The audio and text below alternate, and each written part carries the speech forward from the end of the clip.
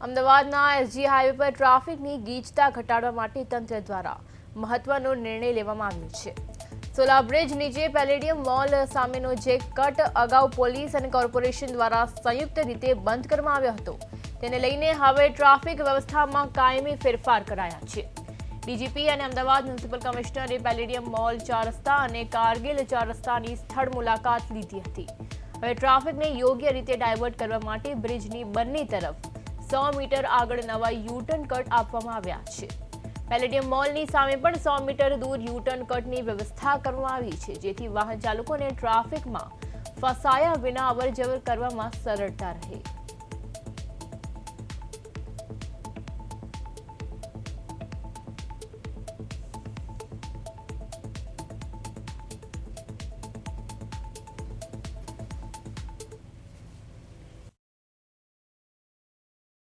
આજે આપણે અમદાવાદના મ્યુનિસિપલ કમિશનરશ્રી સાથે એમની જે ટીમ છે અને આપણા પણ ટ્રાફિકની જે એડિશનલ જોઈન્ટ કમિશનર અને ડીસીપીસીઓ સાથે અહીંયા વિઝિટ કરી રહ્યા છીએ।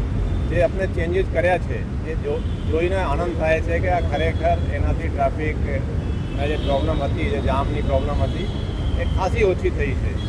આ સિવાય આપણે બીજા પણ કારગિલના જે ક્રોસિંગ છે ત્યાં પણ જોઈએ શું ચેન્જ કરી શકીએ અને બીજા પણ ક્રોસિંગ આપણે જોઈએ। આજે મ્યુનિસિપલ કમિશનરશ્રી સાથે જોઈન્ટ આપણે વિઝિટ